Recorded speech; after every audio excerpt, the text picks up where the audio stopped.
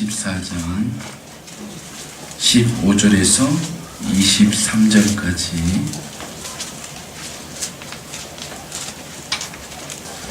한 절씩 교독합니다.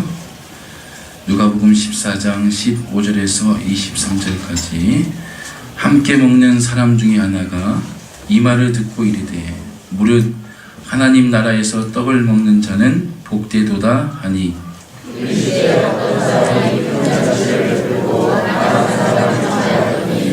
잔치할 시각에 그 청하였던 자들에게 종을 보내어 이르되 오소서 모든 것이 준비되었나이다 하매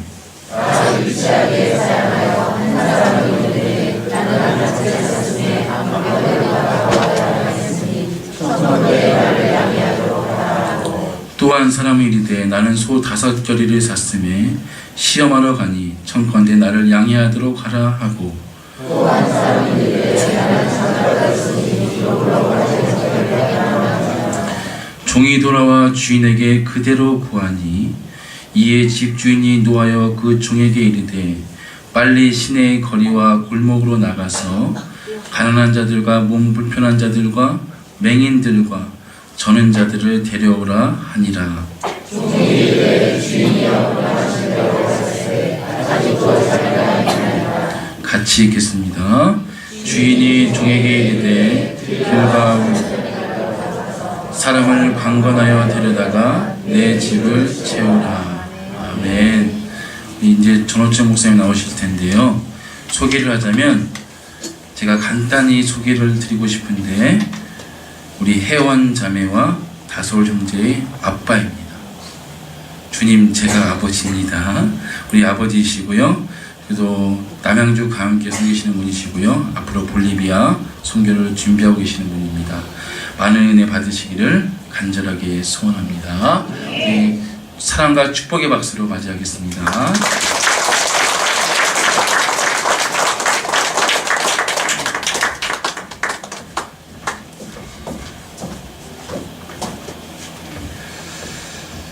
이렇게 만나뵈서 반갑습니다.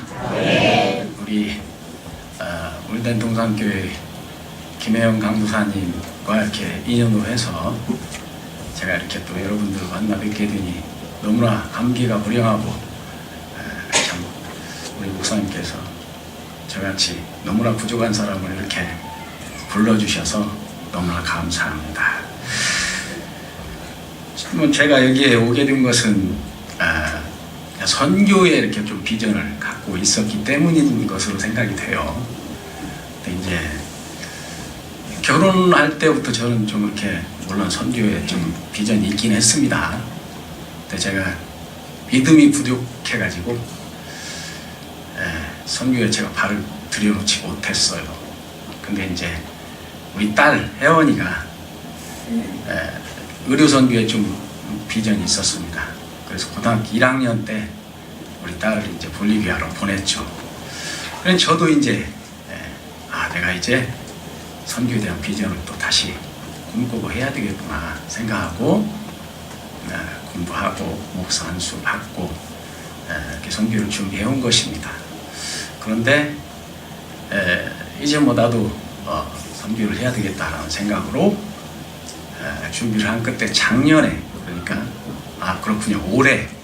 올해 제가 이제 선교를 가기로 돼 있었어요. 근데 이제 제가 간암을 발견해가지고 간이식 수술을 받게 됐죠. 저희 딸이 저에게 간을 주고 그래서 이제 참으로 힘든 시간을 한 1년 보냈는데 그래도 이제 저를 기억하시는 많은 분들이 또 기도해 주시고 또 우리 울덴 동산교회 목사님과 또 우리 성도님들이 또 저를 위해서 기도해 주시고 또 제가 기적같이 주님께서 저를 살려주셔서 제가 다시 또 선교의 꿈을 가지고 이렇게 이 자리에 선 것입니다.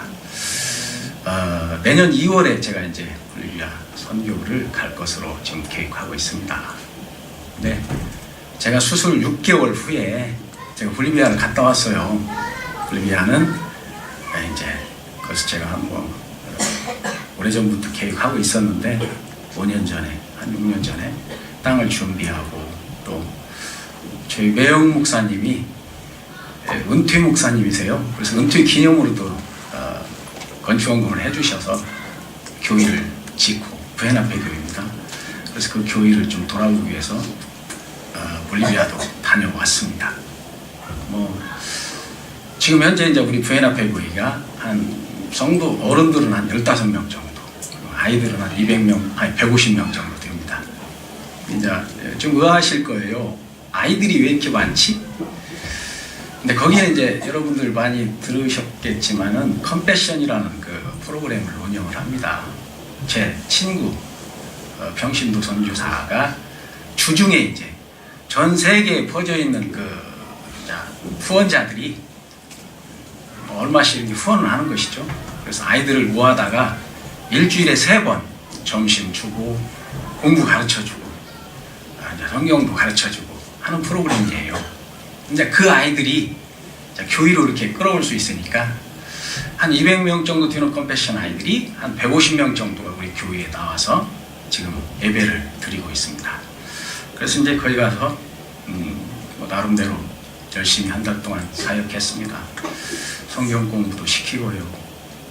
제가 말은 아직 못하지 않습니까? 그래서 스페인어인데 우리 딸이 책을 이제 번역을 해서 책을 만들고, 그리고 이제 제가 강의하고 우리 딸이 통역하고 해서 13명의 최초의 이제 성경 공부 학신반 수료자도 배출을 했습니다.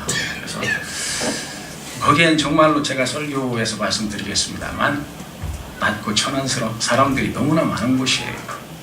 그래서 우리 부에나페 교회를 위해서, 볼리비아 선교를 위해서 여러분들이 많이 기도해 주셨으면 감사하겠습니다. 설교를 시작하겠습니다.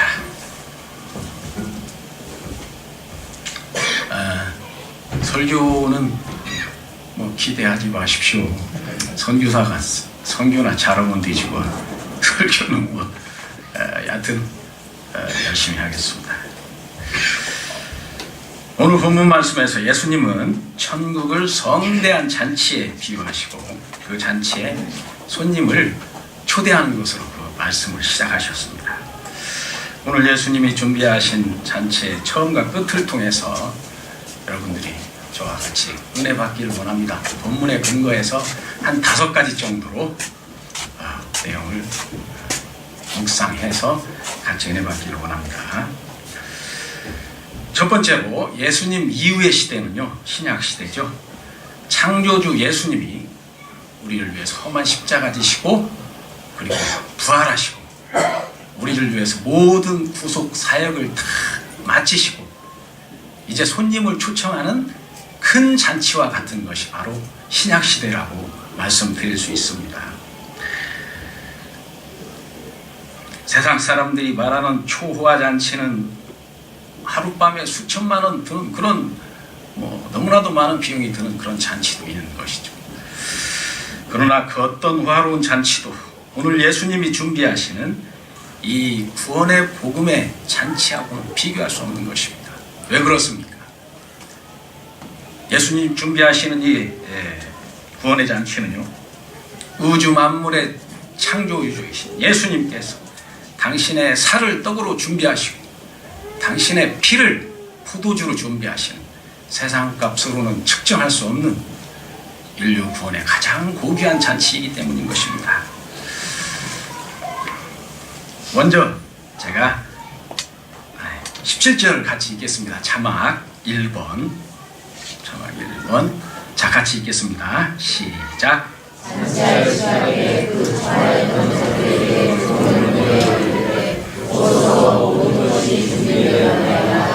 그렇습니다. 이 잔치에 좋은 손님들을 초청하면서 하는 말이 모든 것이 준비되었다, 이렇게 말을 했습니다. 모든 것이 준비되었으니 이제 아무나 와서 값없이 먹기만 하면 된다는 것입니다. 다시 말씀드려서 이제 창조주이신 주님이 당신의 피값으로 지불하셔서 당신이 선택한 백성들의 구원을 위한 잔치 준비를 다 마치셨다는 것입니다. 그래서 헬라인이나 야만인이나 지혜 있는 자나 어리석은 자나 돈 있는 사람이나 돈 없는 사람이나 다 다 와서 값없이 먹기만 하면 된다는 것입니다.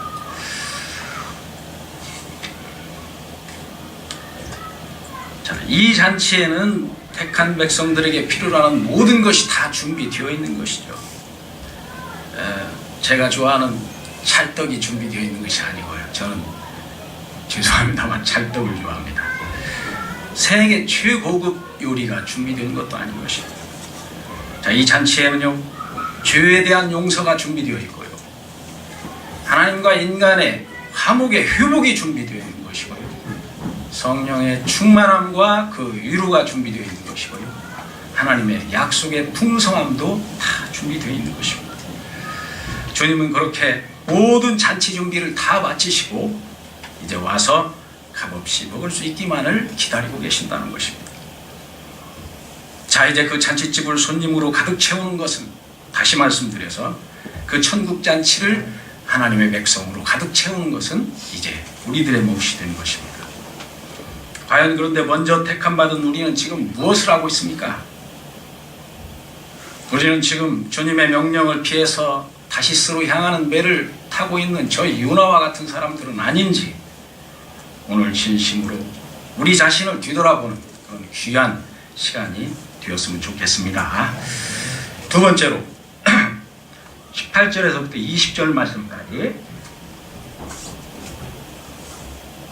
자막 2번 같이 읽겠습니다. 자, 읽겠습니다. 시작.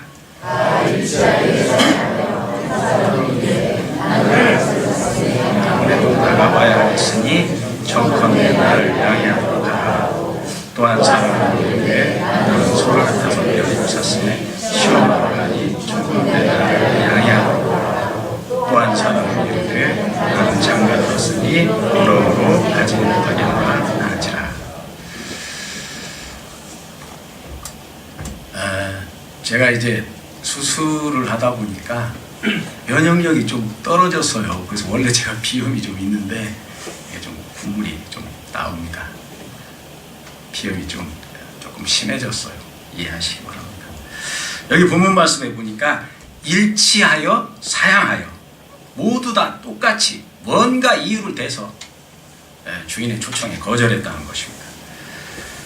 맨 마지막으로 제가 다시 말씀드리겠습니다만, 이 첫 번째 초청은요, 세상 모든 사람들, 그 다음에 복음을 거절하는 유대인들, 그 다음에 조금 더 적용해 보자면 이제 경제가 부흥해가지고 복음이 하향세를 겪고 있는 한국에 죽어가는 영혼들을 지칭한다고 해도 무방할 것입니다. 세상 욕심과 물질에 마취되어 있었던 그 사람들은요, 주님의 말씀에 전혀 귀 기울이지 않았던 것이죠. 그래서 존 버녀는 이 세상을 마취된 땅이라고 그렇게 말했다는 것입니다. 세상 사람들이 죄악된 세상에 마취되어서 눈과 귀가 다 막혀버렸다는 것이죠. 그러나 뒤돌아보면 우리도 마찬가지 아니었습니까? 그런 모태의 신앙인이 아니고서는 자기가 알아서 교회에 발을 들여놓은 사람이 과연 몇이나 되겠습니까? 내가 누군가를 통해서 몇 번씩 반복적으로 하나님의 말씀을 듣고 그 복음을 받아들여서 하나님의 자녀가 된 것 아닙니까? 그렇습니다. 여러분들이 잘 아시는 로마서 1장 14절부터 15절 말씀까지, 그 말씀을 보면요, 이렇습니다. 헬라인이나 야만인이나 지혜 있는 자나 어리석은 자에게 다 내가 빚진 자라. 이 말씀처럼 우리는 복음의 빚진 자인 것입니다. 자, 왜 그렇습니까? 창조주 예수님께서 우리의 주홍 같은 붉은 죄를 위해서 험한 십자가 지시고요, 주님의 그 보혈의 피로 먼저 우리를 값없이 구속해 주신 것이죠. 그래서 이제 우리는 세상 죄 중에 거하고 있는 헬라인이나 야만인이나 지혜 있는 자나 어리석은 자나 그 모든 사람들에게 우리가 다시 값없이 그 복음을 되돌려 줘야만 하는 복음의 빚진 자가 된 것이죠.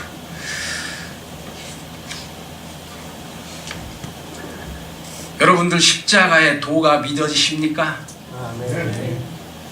세상에 너무나 많은 사람들 중에서 예수 그리스도의 십자가의 도가 믿어지는 사람은 거의 없습니다.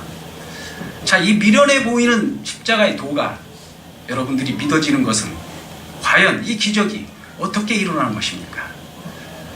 첫째로는 하나님의 은혜요, 두 번째로는 여러분들에게 복음을 전한 그 전파자에 의해서 이 기적이 일어난 것입니다.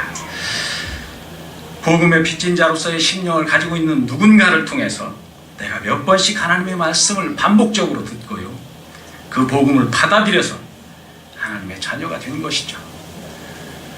내가 복음의 빚진 자로서 누군가를 향해서 복음을 전가하면 그 영혼은 사망에서 생명으로 옮겨지게 되는 것입니다. 그러므로 하나님께, 그리고 사람에게 사랑의 빚을 진 사람은 전도로 그 빚을 갚아야 되는 것입니다. 자, 보십시오. 자신의 복음의 빚을 갚기 위해서, 하나님의 은혜의 복음을 증거하는 것을 마치기 위해서 사도 바울 선생님은요, 자신의 목숨을 조금도 귀한 것으로 여기지 아니하고 그 복음 전파에 헌신하지 않았습니까? 그 사도 바울 선생님이 복음을 전파하면서 받게 되는 수모와 고난과 핍박, 그 모든 것들은 여기서 다 설명할 수 없습니다. 우리가 남은 생에 하나님에게나 사람에게나 복음의 빛을 갚기 위해서 열심히 전도해야 되는 것은요, 복음의 빚진 자로서의 특권이면서 또 당연한 의무이기도 한 것이죠. 그래서 우리는 고린도전서 9장 16절을 꼭 기억하셔야 합니다. 자, 자막 3번 같이 읽겠습니다. 시작. 내가 복음을 전할지라도 자랑할 게 없으면 내가 부득불을 알리리라. 만일 복음을 전하지 아니하면 내게 화가 있을 것이다. 이 말씀은 좀 이해가 안 가는 말씀입니다.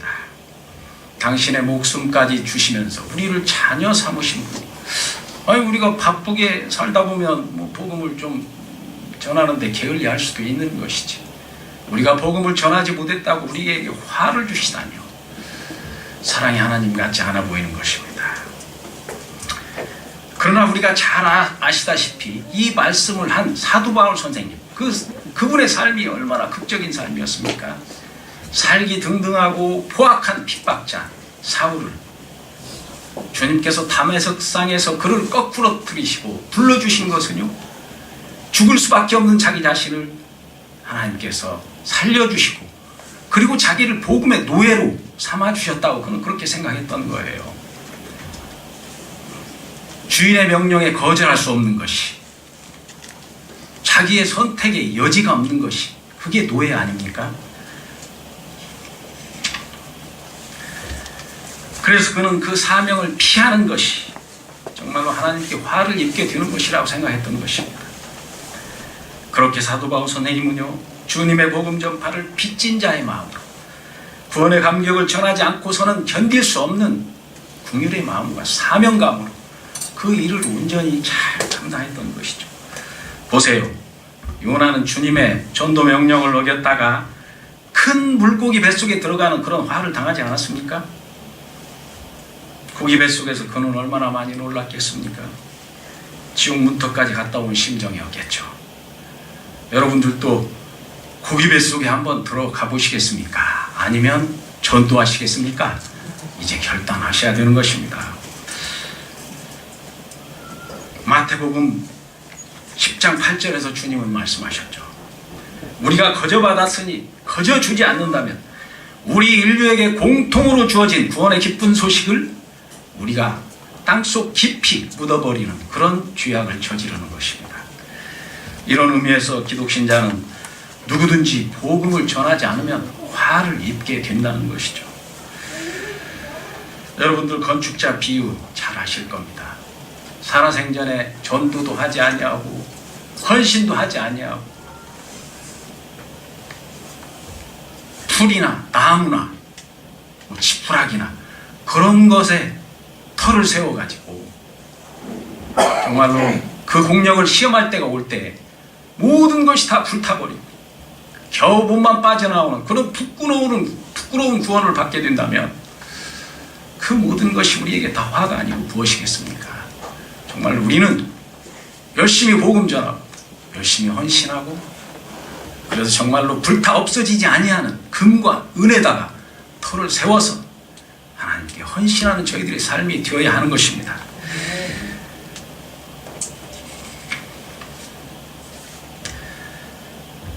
먹든지 마시든지 우리가 무엇을 하든지 복음의 빚진 자로서 그렇게 복음을 열심히 전하다가 주님 앞에서 우리가 잘했다 충성된 종아 그렇게 칭찬받는 저와 여러분들이 다 되시기를 주님의 이름으로 축원드립니다.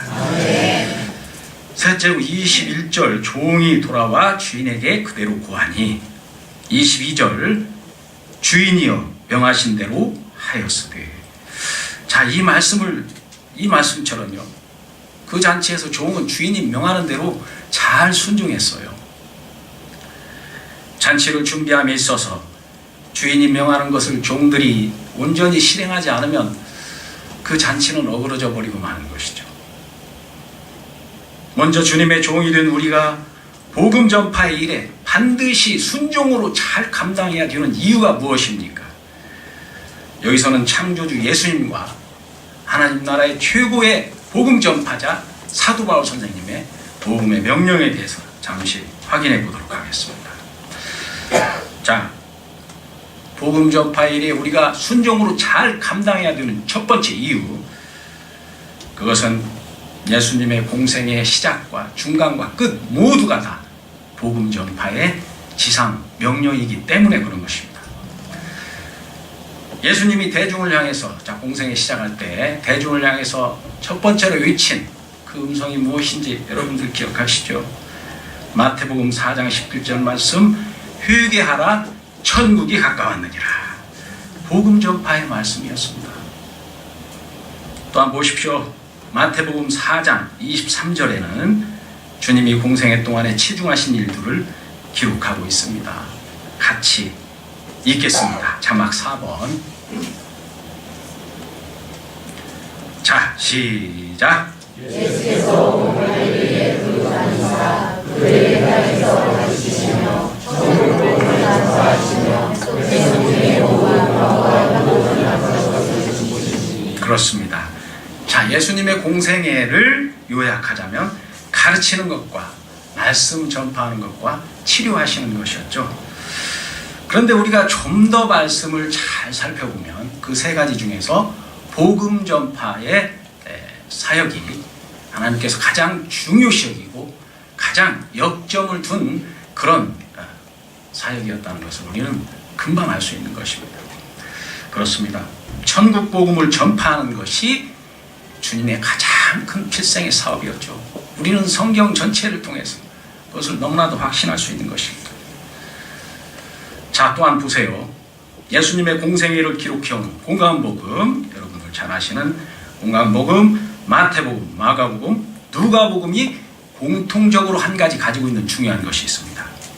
그것은 바로 그 책들이 복음 전파의 말씀으로 그 책들의 마무리를 하고 있다는 사실인 것입니다. 자, 그것이 무엇을 의미합니까? 가장 중요한 것은 가장 뒤에서 말하고 그 글을 마무리하는 것이, 그게 가장 효율적인 글이라는 것을 성령께서 공관복음 기자들에게 영감으로 불어넣어 주신 거 아니겠습니까? 보십시오. 여러분들이 잘 아는 마태복음 마지막 28장 19절 20절 잘 아시잖아요. 모든 민족을 제자 삼고 세례 베풀고 가르치고 지켜 행하게 하라. 복음 전파의 말씀인 것입니다.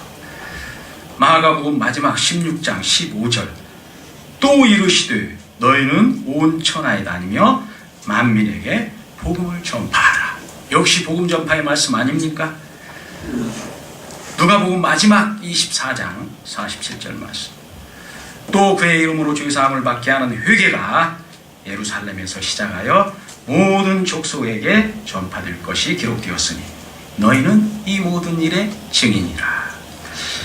자, 예수님께서 복음 전파를 얼마나 소중히 여기시는지를 한눈에 알아볼 수 있는 대목인 것입니다. 어디 그뿐입니까? 예수님께서 마지막 승천하시기 직전에 제자들과 대화를 나누시는 것이죠. 그 대화를 마치고 예수님께서는 호련히 하늘로 승천하시는 것이죠. 그때 제자들이 예수님께 묻습니다. 이스라엘 나라의 회복의 때가 언제죠? 라고 묻습니다. 그때 예수님의 대답은 무엇이었습니까? 자, 이렇게 대답하죠. 때와 기한은 아버지께서 자기의 권한에 두셨으니 너희는 알 바가 아니요 오직 성령이 너희에게 임하시면 너희가 권능을 받고 예루살렘과 온 유대와 사마리아와 땅 끝까지 이르러 내 증인이 되리라 하시리라. 이 너무나 유명한 말씀, 이 말씀을 하시고 주님은 후련히 하늘로 승천하셨죠. 자, 승천하시기 직전에 세상에서 마지막으로 남긴 명령, 최후의 명령, 이게 뭡니까? 복음 전파의 말씀 아닙니까? 예수님의 공생의 시작과 중간과 끝 모두가 다 복음 전파의 명령으로 사역을 마무리하고 있는 것입니다. 그러나 지금 지상교회들의 현실은 어떻습니까? 예수님께서 우리가 가장 소중히 여기기를 원했던 그 지상명령의 말씀을 우리가 지금 가장 소홀히 여기는 말씀이 되어버린 것입니다.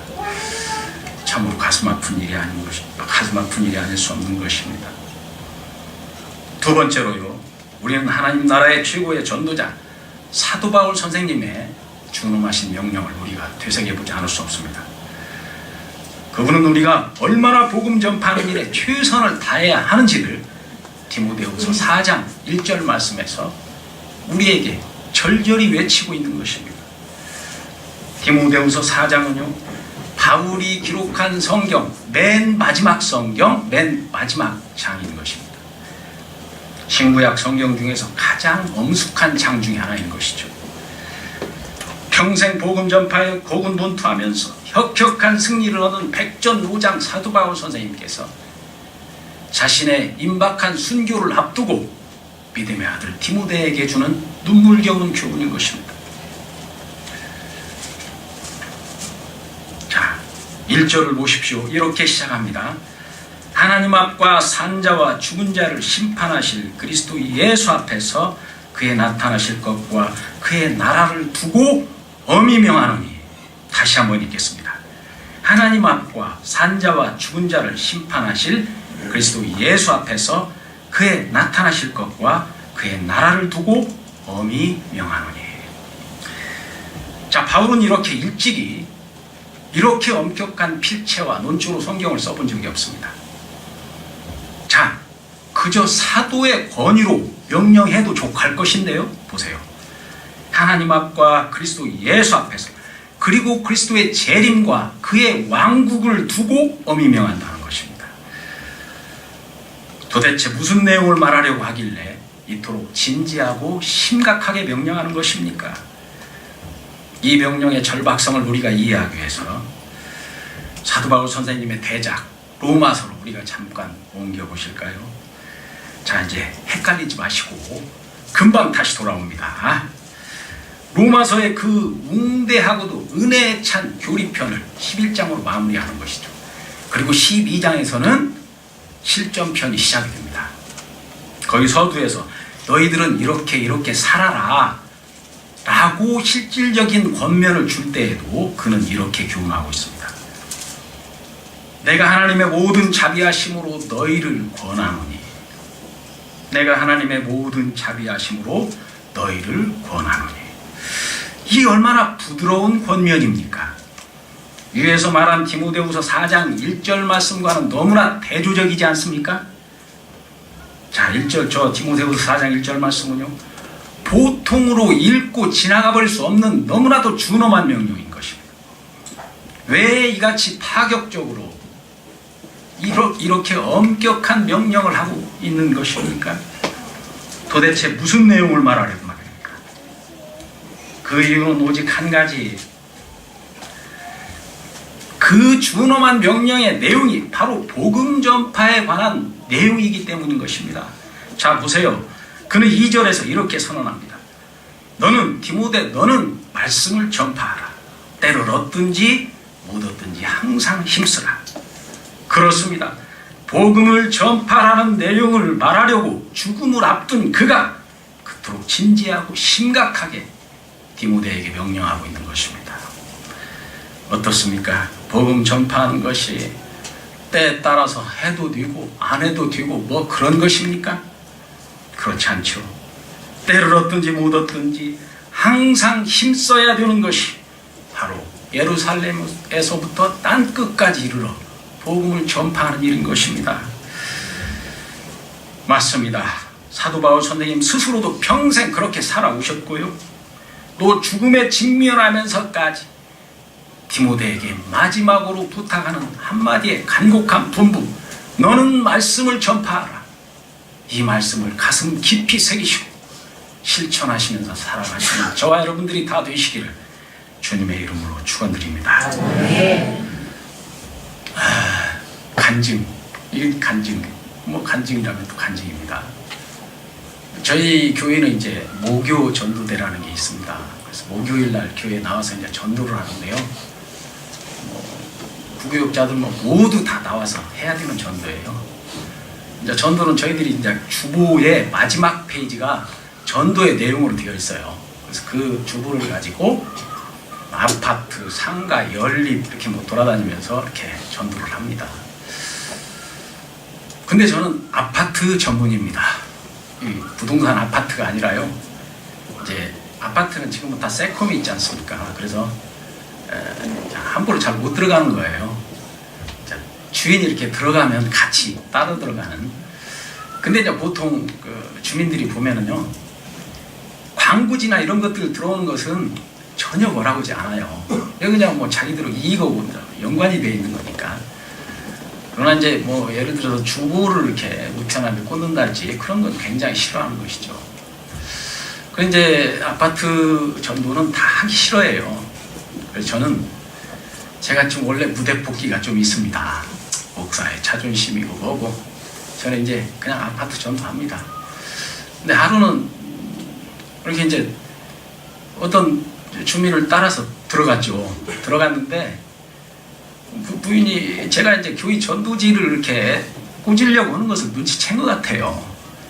딱 돌아서더니 나가세요! 라고 막 삿대질 하더라고요. 그래서 처음에 이제 좀 당황했죠. 이런 일이 없었는데. 근데 저는 이제 그러면은 아주머니네 우편함만 빼고 나머지 모두 좀 제가 넣고 나가면 안 되겠습니까? 그랬더니 대박이 오는 소리가 안 돼요! 하면서 막 나가세요! 막 또 삿대질 하더라고요. 그래서 그날은 제가 참 답답했습니다. 제가 뭐 아파트 전도는 경비병 들어오고 막 이렇게 숨바꼭질도 해야 돼요. 막 찾으러 다니고 저는 막 도망가고 막 뭐 자존심이고 뭐고 다 팽개치고 이렇게 했습니다. 그런데 그날은 너무 참 가슴이 답답하더라고요. 내가 왜 저런 무지한 여자에게 이런 수모를 당해야만 하는가. 참 너무 가슴 아프더라고요. 그러나 우리가 그렇게 하나님의 지상 명령에 순종하면서 열심히 복음을 전하면요, 우리가 받게 되는 하나님의 위로가 바로 여기 있습니다. 마태복음 5장 12절 말씀. 나로 말미암아 너희를 욕하고 박해하고 거짓으로 너희를 거슬려 모든 악한 말을 할 때에는 너희에게 복이 있나니 기뻐하고 즐거워하라. 하늘에서 너희 상이 큼이라. 너희 전에 있었던 선지자들도 이렇게 박해하였느니라. 그렇습니다. 주의 복음을 위해서 받는 모든 모욕이나 핍박 하나님께서 큰 상으로 갚아주신다고 말씀하고 계신 것입니다.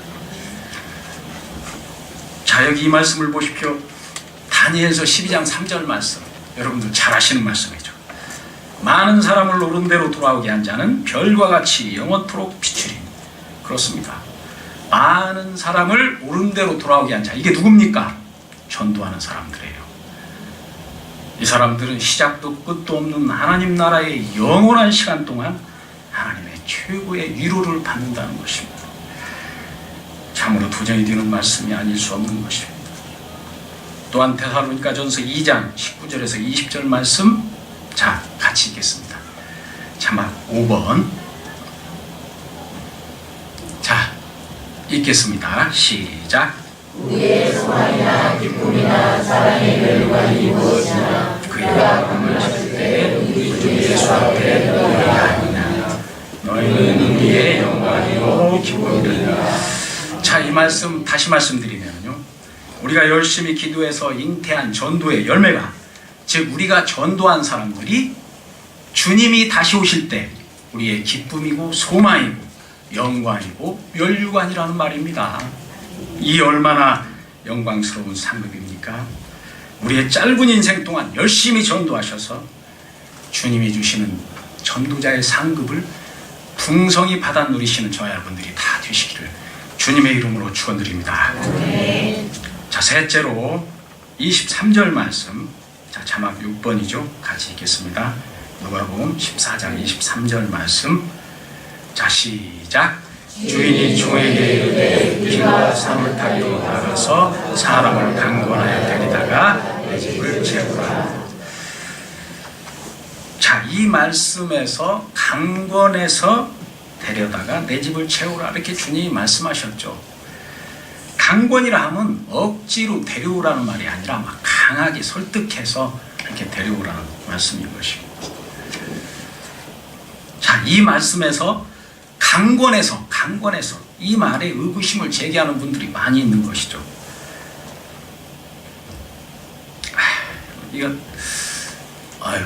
제가 이거 비염이 많이 심해졌습니다.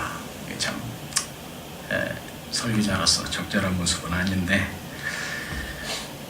저는 이제 따뜻한 나라 가서 살 사람 아닙니까? 따뜻한 나라에서는 별로 이럴 일이 없어요. 자, 이 강권해서라는 말, 참 지금이 어느 때인데 강권해서 될 일이라는 말씀이죠. 그렇습니다. 현대인들이 어떤 사람들인데 강권해봐야 들을 리가 없는 것입니다. 그러나 지금 예수님께서는 뭐라고 말씀하셨습니까? 강권해서 데려오라고 말씀하셨어요. 예수님이 오늘날 현대 문명이 이렇게 발달해가지고 모든 사람이 주님의 말씀을 예수님께서 2000년 전에 현대 문명이 이렇게 발달할지 몰랐어. 그래서 세상 사람들이 내 말을 그렇게 외면할지 몰랐어. 이렇게 예상하지 못하셔가지고 시대착오로 이런 말씀을 하신 것입니까? 그렇지 않은 것이죠. 우리는 여기서 꼭 한 가지 기억해야 할 말씀이 있습니다. 우리 인간의 구원은요, 순전히 하나님의 주권적인 은혜로 영원전부터 선택하신 하나님의 예정에 힘입는다는 사실인 것입니다. 자기 스스로 구원에 이를 수 없고요, 순전히 우리가 고민하고 계획하고 실천해도 우리는 다른 사람들을 구원시킬 수 없는 것입니다. 구원은 오로지 창세전부터 하나님의 예정하심의 은총인 것입니다. 에베소서 1장 4절 5절 말씀, 자막 7번이죠. 자, 같이 읽겠습니다. 시작. 오 창세전에 그리스도 안에서 우리를 택하사 우리로 사랑하셔서 그 앞에 거룩하고 긍휼하게 하시려고 그 기쁘신 뜻대로 우리를 예정하사 예수 그리스도로 말미암아 자기 아들들이 되게 하셨습니다. 자, 그렇습니다. 구원은 창세전부터 예정하신 하나님께 달려있는 것입니다. 자, 다시 말씀드려서 우리가 강권해서 전도할 때 아버지께서 구원하시기로 영원전부터 예정하시고 선택한 자들을요, 주님이 원하시는 바로 그때 그들의 마음을 돌이키게 하시는 것이고요, 그래서 우리의 강권하는 수고의 전도가 결코 헛되지 않도록 풍성한 열매를 맺게 해주실 것입니다. 자, 생각해 보세요.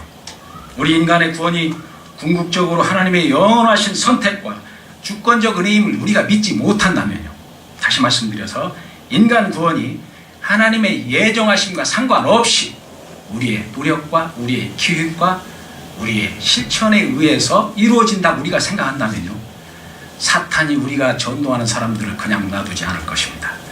그리고 믿지 못하도록 방해할 것이고요, 우리의 전도가 힘들어지고 계속적인 거부에 직면하게 될 것입니다.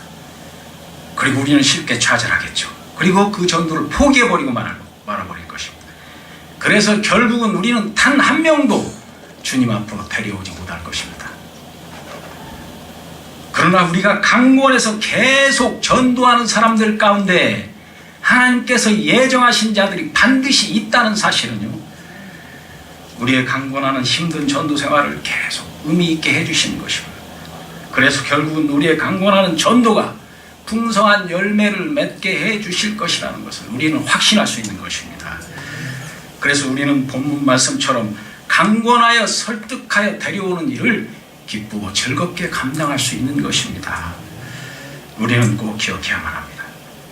오로지 주님의 주권적인 은혜로 그렇게 강하였던 복음의 핍박자 사울이 거꾸러져서 하나님 나라의 가장 위대한 복음 전파자 사도 바울로 거듭난 것을 우리는 기억하셔야 합니다. 그러므로요, 우리는 우리 주변에 있는 사람들의 구원에 대한 하나님의 주권적인 은혜를 믿고 의지하셔야 합니다. 그리고 담대히, 그리고 끝까지 강권해서 주님의 복음을 전해서 주님 앞에 섰을 때 정말 네가 복음을 위해서 충성되이 감당했구나 라고 칭찬받는 저 여러분들이 다 되시기를 주님의 이름으로 축원드립니다. 네. 다섯 번째로, 이 본문에서 주님께서는 천국잔치에서 특권을 누리시는 자들이 어떤 자들인지 지금 비유로 언급하고 계십니다. 또한 그리고 우리의 전도의 방향이 구체적으로 어떻게 되어야 되는 것인지도 말씀하고 계시죠. 자, 18절에서 20절 보니까요, 처음에 초청받은 사람들은 모두가 다 일치하여서 다 뭔가 이유를 대서 주님의 초청을 거절했죠. 자, 본문 말씀을 보시면 누굽니까? 밭을 산 사람, 소 5마리 산 사람, 장가든 사람. 그래서 이제 주님은 21절에 가난한 자들과 장애자들과 소경들과 저는 사람들을 데려다가 주님의 집을 채우라고 지금 말씀하시는 것입니다. 아까 말씀드렸습니다만 처음에 초청받은 사람들은 유대인들이나 주님의 복음을 거절하는 세상 모든 사람들을 말하는 것이죠. 두 번째 초청은 낮고 천한 사람들, 또한 이방인들을 말하는 것입니다. 자, 세상에 도취되어 있는 부유하고 교만한 사람들에게서 눈을 돌리고 낮고 천한 이방인들을 데려다가 아버지의 집을 채우라고 주님은 그렇게 지금 비유로 말씀하고 계십니다. 그리스도의 복음 안에서 소중한 영혼들을 위해서 마련된 천국잔치는 결코 헛되지 않을 것입니다. 왜냐하면요, 그것을 거절하는 사람들이 있다고 해도 그 복음을 감사함으로 받아들일 또 다른 사람들이 있기 때문인 것입니다. 우리가 기독교 역사를 살펴보면요, 기독교가 융성했음에도 불구하고 부유해지고 과학 문명이 발달해서 어설픈 지식으로 교만한 곳에서는요, 여지없이 하나님의 복음의 촛대가 더 낮고 천한 곳으로 옮겨져 갔습니다. 그들은 본문에서 일치하여 사용하는 사람들처럼 모두가 다 주님의 복음을 거절했던 것입니다. 우리나라도 마찬가지죠. 30, 40년대, 60, 70년대까지 가난하고 힘들었던 우리들에게 복음은 그야말로 꿀같은 생명수였습니다. 주님의 축복이 넘쳐 흘렀죠. 하지만 부유해지고 배불러지게 되자 우리는 주님의 복음을 일치하여서 사용하기 시작했습니다. 이제 복음을 더 가난하고 병든 자들이 많은 곳 아프리카, 동남아시아, 남미 쪽으로 계속해서 더 흘러보내야 되는 것은 이제 하나님의 필연인 것입니다. 하나님께서 우리를 만드실 때 은혜의 통로, 파이프로 만드셨지 은혜의 탱크로 만든 것이 아닌 것입니다.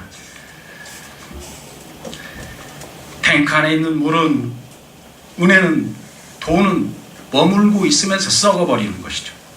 파이프처럼 흘러보내야 유익한 물, 유익한 돈, 유익한 은혜가 되는 것입니다. 그러므로 우리는 주님의 복음을 낮고 천한 것으로 계속 흘려보내야만 하는 것입니다. 그곳에는 주님의 집을 채울 수 있는 영혼들이 너무나 많이 있기 때문인 것이죠. 낮고 천한 사람들이 너무나 넘쳐나는 아프리카도 그렇고요, 저희 아들과 딸이 있는 볼리비아도 그런 것입니다. 아이들에게 약간의 교육과 먹을 것을 흘려주면 아이들이 우르르 몰려드는 것이죠. 우리는 그 아이들에게 복음을 들려줘야만 하는 것입니다.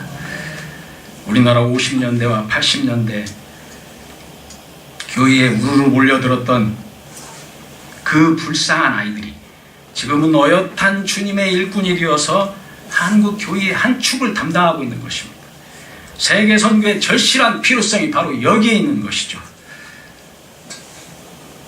그러나 우리는 또 다른 의미로 다시 이 성경 말씀을 좀 되새겨 보셔야 합니다. 사도행전 1장 8절 말씀, 자, 오직 성령이 너희에게 임하시면 너희가 권능을 받고 예루살렘과 온 유대와 사마리아와 땅끝까지 이르러 내 증인이 되시리라. 자, 이 말씀을 잘 살펴보세요. 복음 전파가 어디에서, 가까운 곳에서 먼 곳으로 퍼져나가는 것을 알 수 있는 것입니다. 그렇습니다. 복음의 시작은 나 있는 곳에서부터 시작하는 것이죠. 그 말씀을 다시 이렇게 바꿔봅시다. 오직 성령이 너에게 임하시면 너희가 권능을 받고 평택시와 온 한국과 저 북한과 땅끝까지 이르러 내 증인이 되리라 하시리라. 저 유럽처럼 한국 교회가 무너져 버리면, 또 우리 물된 동산 교회가 침체해 버리면 우리가 무엇을 기반으로 땅끝까지 복음을 전하겠습니까? 나 있는 곳인 우리 물된 동산 교회가 부흥해야 하고요, 또 한국 교회가 부흥해야 지속적으로 세계 속으로 주님의 복음을 흘려보낼 수 있는 것이죠. 이것이 지금 세계 선교가 절실할 때이지만요, 또한 국내 전도가 먼저 선행되어야 하는 이유이기도 한 것입니다. 이제 결론을 말씀드리고 설교를 마칠까 합니다. 사도 바울 선생님은 로마서 10장 14절 말씀에서 이렇게 말씀하셨죠. 자, 자막 8번입니다. 자막 8번. 자, 그렇죠. 자, 같이 읽겠습니다. 시작. 그런즉 그들이 믿지 않으면 어찌 부르리요 듣지도 못하는 일을 어찌 믿으리요 전파하는 자가 없이 어찌 들으리요 보내심을 받지 아니하였으면 어찌 전파하리요. 자, 여기까지입니다. 이 말씀의 요점이 무엇입니까? 복음 전파하는 사람들이 있어야 그 복음을 듣고 믿는 사람들이 생기고요, 그리고 구원받는 사람들이 생긴다는 말입니다. 이것이 사실입니까? 그렇죠.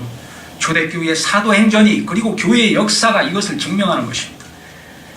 바울이 마게도니아로, 빌립은 에티오피아로, 도마는 인도로, 안드레는 스코틀랜드로, 리빙스턴은 아프리카로, 언더우드는 한국으로 복음을 전파하기 위해서 그들의 고난과 역경을 헤쳐나갔던 것입니다. 그들이 있었기에 저 무지한 자들이 복음을 듣고 구원을 얻을 수 있었던 것이죠.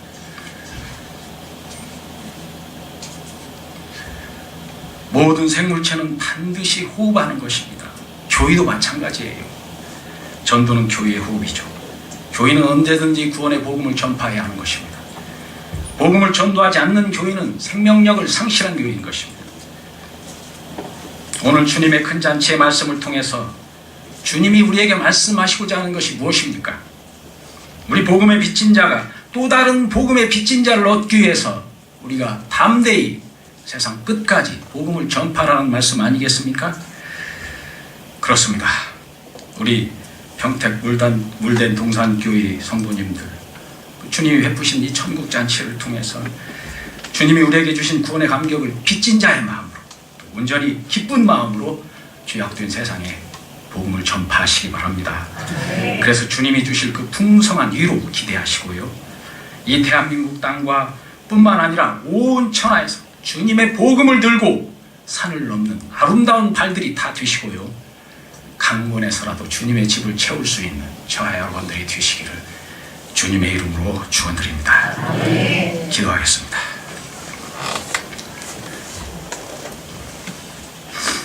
사랑의 하나님, 감사합니다. 오늘 예수님의 천국잔치에 대해서 말씀을 나눴습니다. 하나님 아버지, 주께서 땅끝까지 복음을 전하고 또 제자 삼으라고 말씀하셨는데 우리는 주님의 지상명령을 늘 소홀히 하고 살았습니다. 아버지, 긍휼히 여겨 주시옵시고 불쌍히 여겨 주시옵소서. 이 시간 주의 성령께서 함께 하셔서 이제 남은 생에 주님의 복음을 전하며 제자 삼는 일에 온전히 헌신하겠노라고 결단하는 귀한 시간 될 수 있도록 주의 성령께서 함께하여 주시옵소서. 하나님 아버지, 주님의 핏값으로 우리 물된 동산교회 세워주셨으니 감사합니다. 우리 물된 동산교회가 하나님의 마음을 시원케 하는 교회가 되게 하여 주시옵시고 저 서머나 교회와 빌라델피아 같이 주님께 칭찬받는 교회가 될 수 있도록 주께서 축복하여 주시옵소서. 하나님 아버지, 주님의 신실하신 김태환 목사님, 물된 동산교회 귀하신 양들을 이끌어 가실 때 피곤치 않게 붙잡아 주시옵시고 주님 나라 확장을 위해서 남은 목회 이전보다 더욱더 크게 사용하시는 귀하신 주님의 종으로 축복하여 주시옵소서. 특별히 힘있게 주님의 사명을 잘 감당하기 위해서 우리 목사님 건강을 온전히 붙잡아 주시옵소서.